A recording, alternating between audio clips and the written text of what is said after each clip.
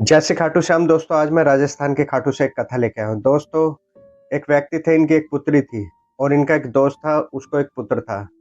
दोनों बच्चे जवान हो जाते हैं।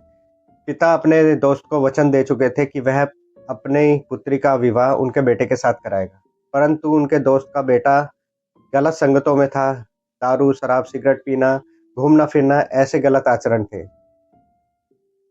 लड़की के पिता को यह बात नहीं पता थी, परंतु लड़की जानती थी कि यह लड़का गलत आचरण का है। पिताजी बेटी से कहते हैं कि बेटा, मैंने उस लड़के का हाथ तुम्हारे लिए मांगा है और तुम्हारी शादी उस लड़के से होगी। बेटी अपने पिता को बताती है। पिता कहते हैं नहीं, वह ऐसा लड़का नहीं है, और अगर ऐसा है भी तो वह शादी के बाद सुधर जाएगा।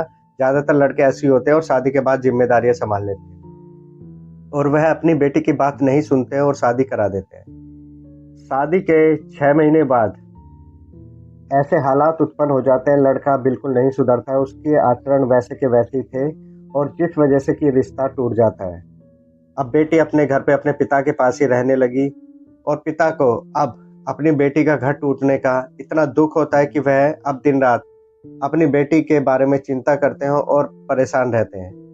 एक दिन वह बाबा खाटू श्याम के मंदिर में जाके बाबा के सामने रोते हैं, गिड़गिड़ाते हैं और बोलते हैं, मैंने अपनी बेटी का जीवन बर्बाद कर दिया। बाबा, मुझे क्षमा करे और मेरी बेटी का भविष्य उज्जवल करे। उसके लिए कोई अच्छा वर, सुयोग्य वर ढूंढे।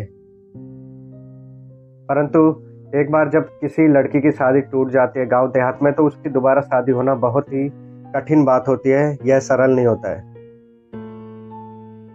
पिता के घर पे बेटी 2-3 सालों तक रहती है और पिता लगातार उसके लिए कोई अच्छा रिश्ता ढूंढने में लगे रहते हैं और बाबा खाटू श्याम से अर्जी लगाते रहते हैं। बड़े दिनों के बाद एक अच्छा रिश्ता मिलता है, एक सुयोग्य वर उस लड़की के लिए मिलता है। यह लड़का गलत आचरण में नहीं था, अच्छा कमाने वाला था, घर की जिम्मेदारियां देखने वाला था।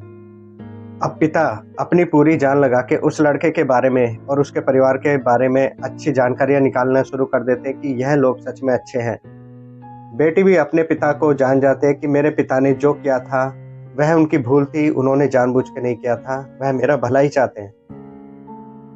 और ऐसे ही फिर लड़के की पड़ताल होने के बाद दोनों पिता और बेटी इस रिश्ते के लिए तैयार हो जाते हैं और सकुशल शादी ब्याह हो जाता है। शादी के बाद लड़की अपने पति के साथ और अपने ससुराल में बहुत खुश थी। बाबा खाटू श्याम ने उसका घर बहुत अच्छे से बसाया और यह लड़की अब बहुत खुश थी। इसको अपने ससुराल में किसी प्रकार की कोई परेशानी नहीं थी, कोई दिक्कत नहीं थी। दोस्तों, इसी के साथ विदा लेता हूँ। जय श्री खाटू श्याम।